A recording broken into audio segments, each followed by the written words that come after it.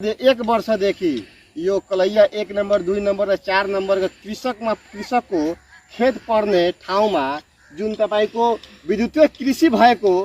कारणले एउटा ट्रान्सफर्मर यहाँ ट्रान्सफर्मर जिर्न परेको थियो। यो ट्रान्सफर्मर काम नलागेको थियो र यो ट्रान्सफर्मर फेर्नु पर्छ बदल्नु पर्छ भन्दै गर्दा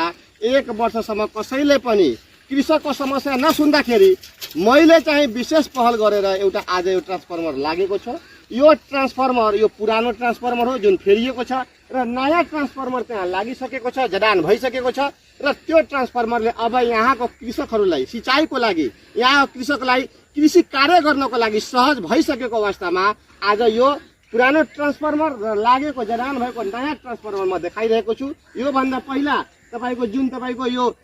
पोलको तार थियो त्यो तारलाई चाहिँ तपाईको टाइट हुने काम लुजनिङ भएको थियो, त्यो लुजनिङलाई टाइटिङ भएको काम पनि सम्पन्न भइसकेको छ। अब यहाँको बासिन्दाले यहाँका स्थानीयले यहाँका जनताले यहाँका कृषकले अब उपभोग गर्नेछ, अब यहाँ सिँचाइ गर्नेछ भनेर